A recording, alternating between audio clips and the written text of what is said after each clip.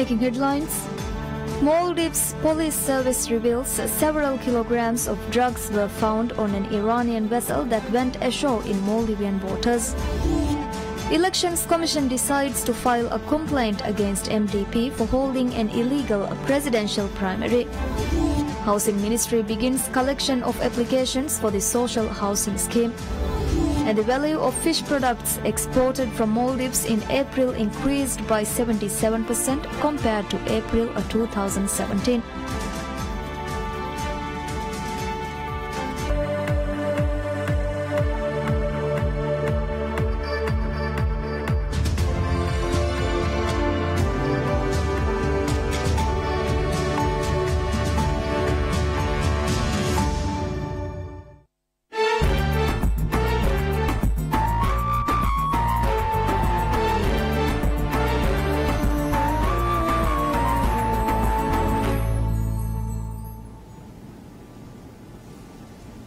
Bismillahirrahmanirrahim. Assalamu alaikum. I'm Nasma Abdul Mohsin and this is PSM News.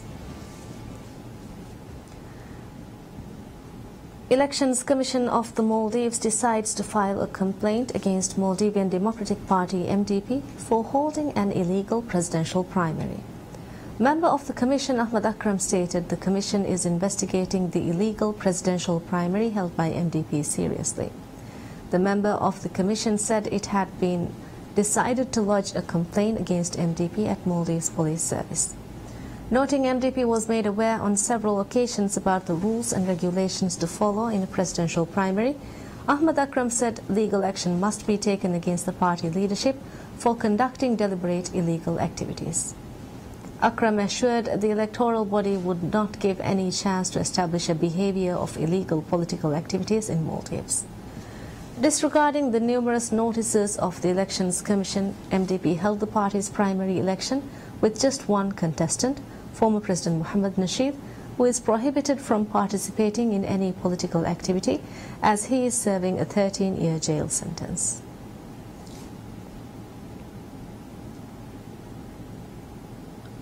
Maldives Police Service reveals several kilograms of drugs were found on an Iranian vessel that went ashore in Maldivian waters. At a joint press briefing held by the Maldives Police Service and Maldives National Defense Force to reveal the progress of the investigation on an Iranian vessel traveling with a large amount of narcotics, Chief Superintendent of Police Ahmad Shifan said 8 people were on board the vessel. Ahmad Shifan revealed out of the 8 people found 7 were Iranians with 1 a Pakistani national, adding the 8 people are currently under custody of the police.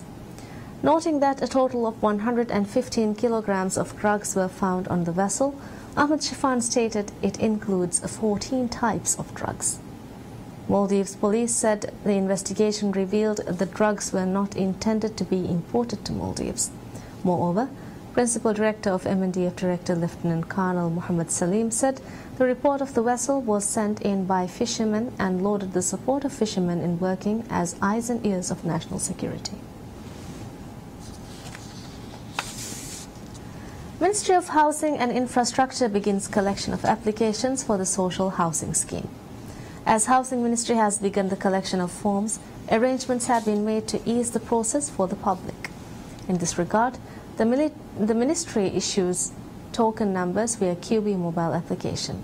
Moreover, Housing Ministry has placed 21 counters to collect applications. According to the Ministry, forms will be collected until the end of July. The social housing scheme initiated by the government consists of 7,000 flats distributed to 12 categories. It includes 1,000 flats for civil servants, 1,000 flats for married couples, 1,000 flats for residents of Mali City, 1,044 flats for those registered in Mali City, 475 flats for doctors and nurses, 625 flats for teachers, 500 flats for single parents, 200 flats for people with special needs, 300 flats for tenants who could not pay for Gulifar and Tata flats, 600 flats for police and army officers, and 256 flats for families living in poor conditions in the western area of Mali City. Government aims to assure suitable housing for a population of over 100,000 under the social housing project. Minister of Housing and Infrastructure Dr. Mohammad Muiz urges to take individual responsibility in solving social issues in the country. Speaking at the function held to inaugurate the mechanical car parking system installed in ADK Hospital, Housing Minister Dr. Mohammad Muiz said parking issues and other social issues can be solved by the collective effort of all citizens. Minister Muiz said numerous infrastructure projects must not be affected by such social issues, adding that every individual must serve their individual responsibility to avoid social issues. Noting that parking is a huge issue faced in the capital city, Minister Muiz revealed the main aim of amending the construction regulations to equip some buildings with parking systems was to solve the issue. The project, which cost over $225,000 can accommodate 19 vehicles at a time. Ministry of Economic Development reveals over 300 women entrepreneurs will be granted loans by the government in its efforts to empower women. Economic Ministry stated the loan scheme for women entrepreneurs was well accepted by the public, citing more than 500 applications were collected by the ministry. According to the ministry, the applications have been evaluated and sent to the Bank of Maldives. Moreover, Economic Ministry revealed efforts are underway to hand over the loans to successful applicants before the end of the month. The loan focused for women entrepreneurs was introduced by the government to assist women aiming to start micro or small to medium enterprises and to assist in their business and financial needs. The ministry has allocated $1.3 million for the loan scheme, and successful applicants would receive funds between $3,244 to $6,489. The loans would be charged an interest rate of 9%, and the loans should be paid back within 8 years. Ministry of Economic Development collects over 700 forms of loan application for small and medium-sized enterprises introduced by the government to assist and enhance the economy of the country. According to the Economic Ministry, the maximum amount issued under the loan scheme for individuals or sole proprietorships is set at $32,455, while a total of over $3.2 million have been allocated to grant the loans. In contrast, companies or corporate societies can attain loans amounting to $97,365. Economic Ministry revealed efforts to evaluate the forms are currently underway, adding evaluation process will be completed before the end of the month as expected before. This year loans will be issued from 8 categories including tourism, construction, transportation, farming and fisheries and cooperative society, in addition to service sector, waste management and open category.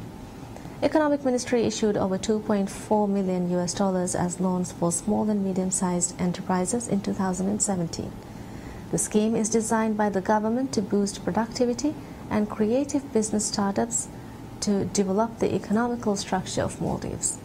While loans are issued with a 7% interest rate and a grace period of 1 year, the maximum settlement period is 9 years. Economic Ministry established business centers in Nafar of Lavian Atoll, Fornadu of Lamu Atoll, Tinadu of Kafudalu Atoll, Kurdufushi of Hadalu Atoll, Kudahuadu of Dalu Atoll, and Hitadu of Addu City to ease collection of forms from islands.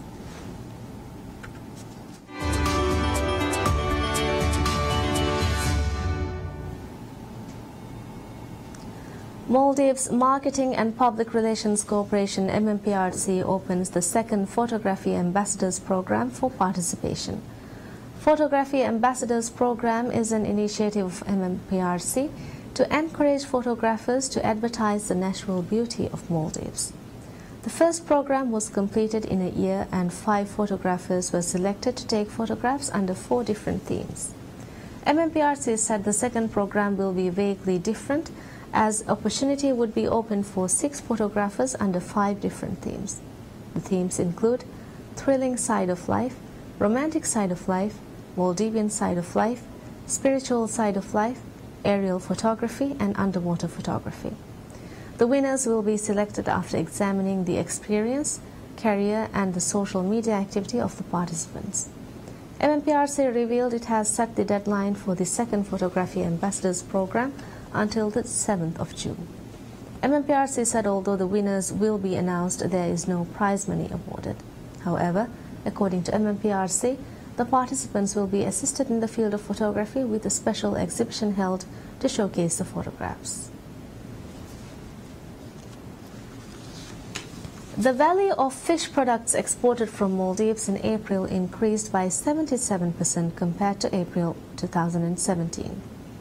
Fish products valued over $13.4 million were exported in April 2017, whereas the figure was increased to $23.7 million in April 2018. Among major exporting countries, Thailand was recorded as highest, with 50% of the total exports. Other major exporting destinations include Germany, England, US and France. Apart from exports, value of imports also showed an increase of 16% in April 2018 when compared to the same period last year. Goods worth more than $209 million were imported during April 2017, whereas the figure was recorded at $243 million during last month. Among the top importing countries, UAE recorded the highest with 21%, followed by Singapore 13% and China 12% of the total import value. With the increase of imports in last month, the total revenue collected through customs duty and other fees and fines was also recorded an increase of 31% compared to that of April 2017. Furthermore, a total of almost $17 million was collected as import duty and fees last month, whereas the figure was recorded at almost $13 million in April 2017. China says trade talks with US have seen positive and concrete progress. According to the statement, the Chinese delegation headed by Vice Premier Liu He and the US delegation led by Secretary of Commerce Wilbur Ross held economic and trade talks in Beijing. The two sides had good communications on work in agriculture and energy, among other sectors, in implementing the consensus reached during the trade talks in Washington 2 weeks ago. Liu is also a member of the Political Bureau of the Communist Party of China Central Committee and chief of the Chinese side of the China-US Comprehensive Economic Dialogue. The statement said positive and concrete progress has been made with relevant details to be confirmed by both sides. China's stance has been consistent. China is ready to increase import from countries including the US in order to meet the people's ever-growing needs for a better life and push forward high-quality economic development. It is in the interest of the people of both countries as well as the world. According to the statement, it is China's national strategy to carry out reform and opening up and expand domestic demand. All the achievements made by the two sides shall be based on the premise that the two sides work together and refrain from waging a trade war. None of the economic and trade results from the talks will take effect in the US roll-out trade sanctions, including additional tariffs.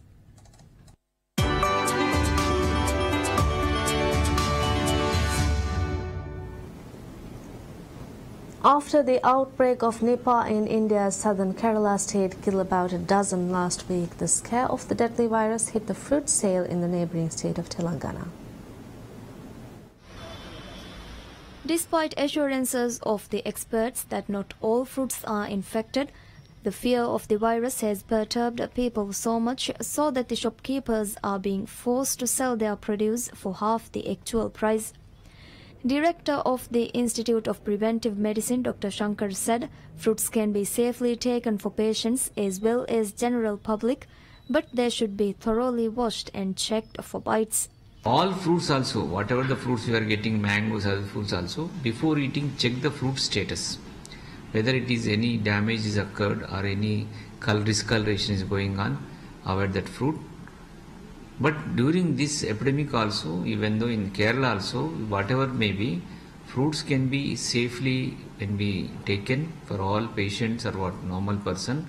But only one thing, they should thoroughly wash the fruit before eating. As per the World Health Organization (WHO), there is no vaccine for the Nipah virus, which spreads through body fluids and can cause encephalitis or inflammation of the brain. However, no case of Zika has been reported in Telangana state so far.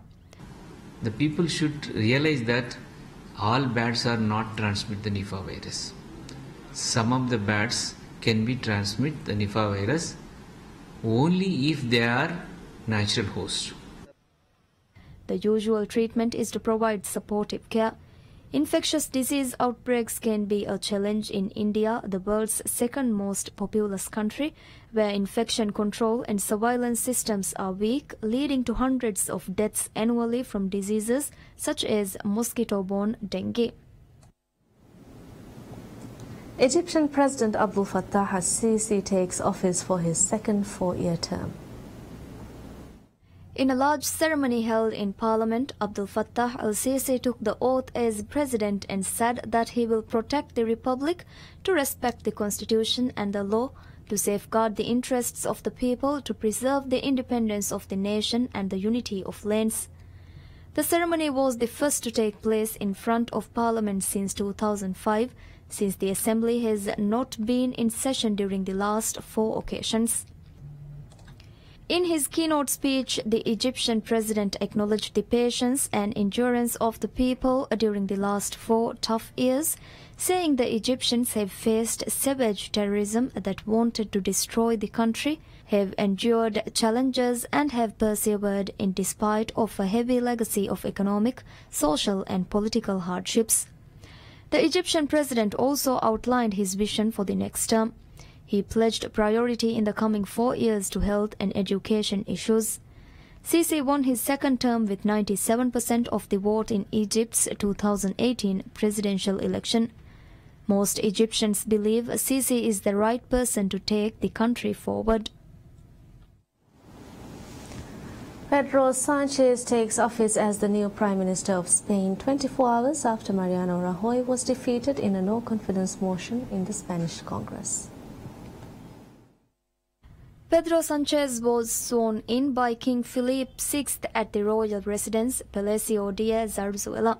The leader of the Spanish Socialist Party PSOE automatically became Mariano Rajoy's replacement as Prime Minister after presenting the motion which led to Rajoy and his right-wing People's Party PP losing power in the wake of the result of the Gürtel corruption trial on May 24th, in which the People's Party was found guilty of having benefited economically from a wide-scale cash for favours scandal. It is the first time a Spanish Prime Minister has come to power as the result of a no-confidence vote, with Rajoy obtaining 169 votes against the motion, 180 in favour and 1 abstention. Sanchez becomes the Prime Minister with a weak government given the PSOE currently holds just 85 seats in the 350-member Spanish Congress. That means Sanchez will have to reach agreements with the left-wing Unidos Podemos party, who has 71 seats, and a variety of Basque and Catalan parties, among others, to pass any legislation. Meanwhile, he will have to deal with the opposition of the 137 People's Party deputies in Congress, as well as the 32 members of the centre-right party, Ciudadanos, who voted against the no-confidence vote in Friday.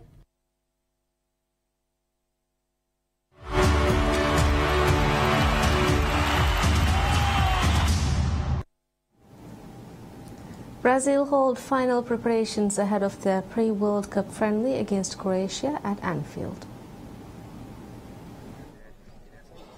Brazil made final preparations ahead of their pre-World Cup friendly against Croatia at Anfield, with Neymar expected to make his comeback in the game as a substitute since fracturing a metatarsal and spraining his ankle for Paris Saint-Germain back in February.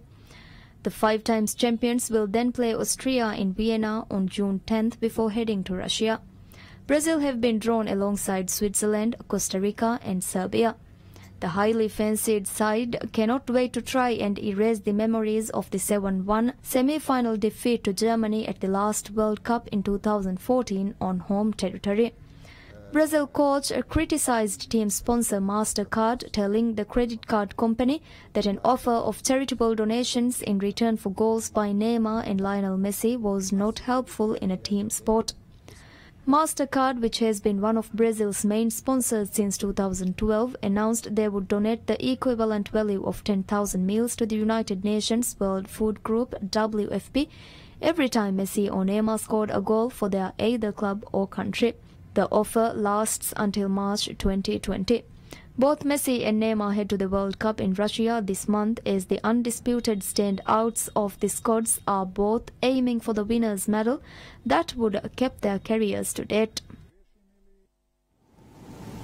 And that's all we have for you right now. Thank you for watching. Have a very pleasant day.